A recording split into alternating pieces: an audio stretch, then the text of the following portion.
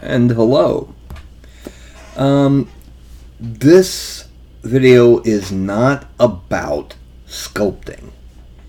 Instead, it's about painting. To be exact, it's about a type of painting that a lot of people seem to have problems with, but at the same time can produce some amazing effects. He had to make his debut, today's appearance. Anyway, that effect is object sourced lighting, or OSL. Just as an example, let me pull up a figure here that's been zenithal primed. This figure is a figure that I sculpted for a friend of mine who's in my Saturday game.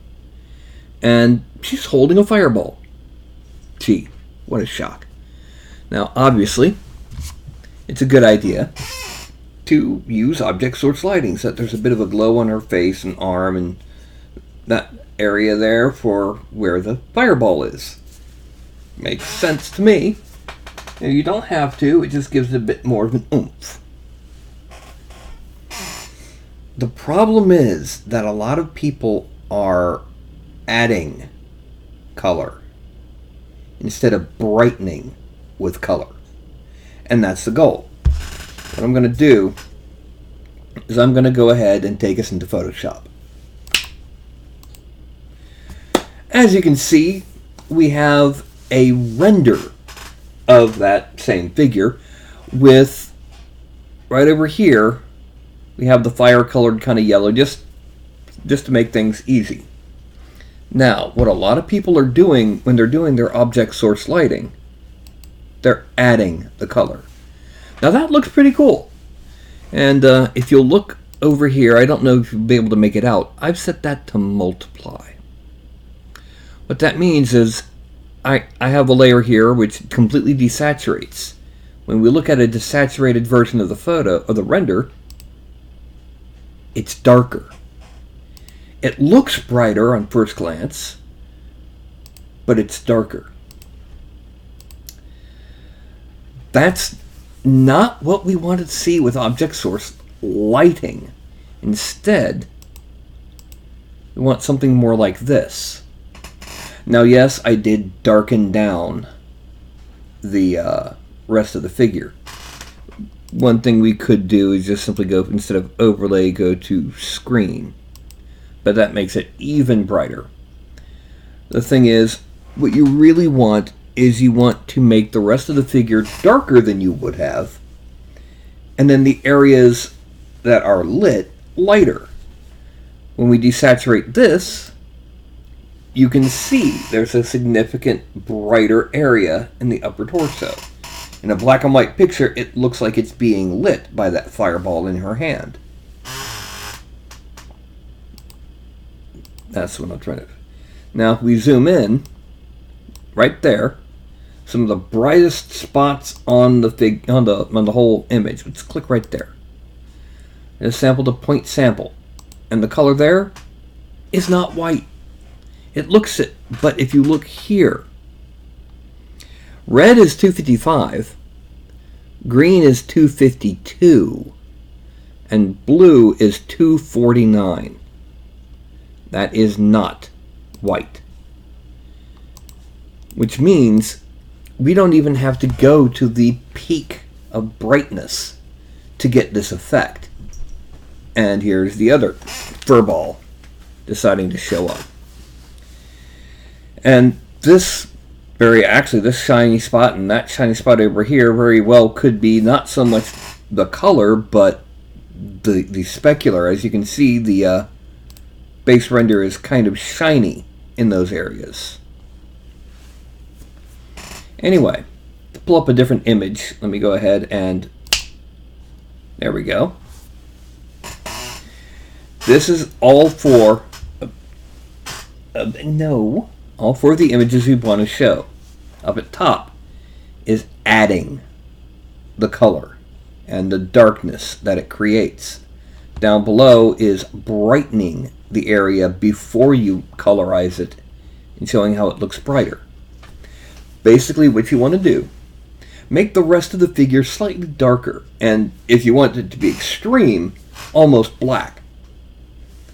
And then the area that's being lit, you shade up even brighter than you normally would, and then give it like a glaze to give it the orange or yellow light effects.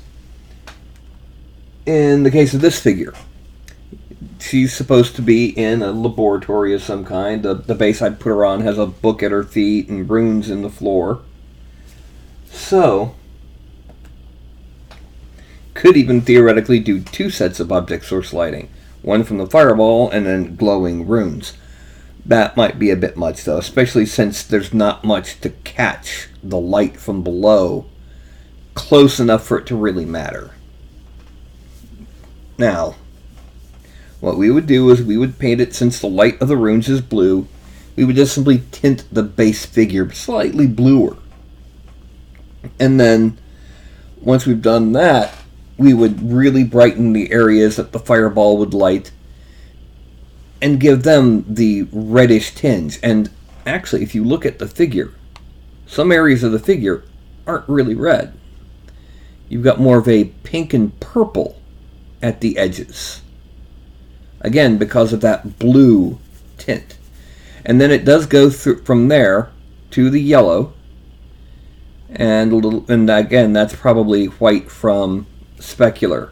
Let's look at the face. You'll get a better image of how it goes. It goes from the blue that we had painted it, fading through a purple, pink, kind of a salmon. This is probably, let's just check this one.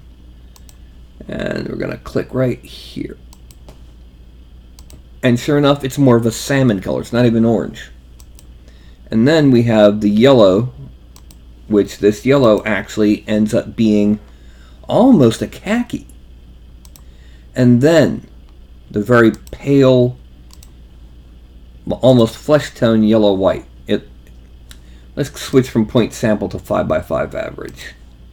We get, yeah, there we go.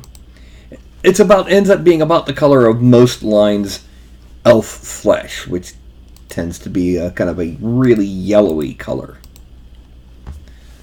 But you can see the effect it gets is that it's being lit by this yellow light, even though there's really no true yellow on here. I mean, it looks like it from this point of view, but when we sample it, let's go from the nose, here. It's still got more of a flesh tone to it. And even at the bright point of the lips, flesh tone. And yet, when we look at the picture, let's look at the full-sized version. When we look at the picture, it looks like it's being really brightly lit by that fireball.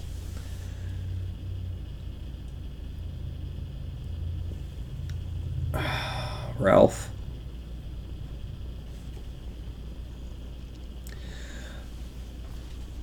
Anyway, I think I've already made my point. With object source lighting, you don't just paint it normally and then add color. You know, with a glaze, because that can get you this effect, which, as we've seen, darkens the figure. We want to paint the figure slightly darker and then brighten up the areas that are going to be lit by the object, and we get this effect. It's actually brighter. So, let's go ahead and pop back to the camera. Ralph, what do you think? Did I do a good job explaining one of the biggest pitfalls of object source lighting? Well, evidently he doesn't care. He just wants to cuddle on my shoulder. That's the entire point of this video, though. It's when you're doing something with object source lighting, and by extension anything else where you're introducing a contrast from an external source, including, you could use this including in changing the tone on non-metallic metal based on objects near the figure or on the figure or on the figure's base. Remember that you're not adding color on top. You're going to darken what's below. Instead, you want to change the color so you brighten it a little bit and then add the color. Okay? Okay. Is that a good enough thing? Ralph? Don't go to sleep. He's getting ready to go to sleep. Anyway. Thank you, and I'll be going live later in the week with another sculpt. Goodbye.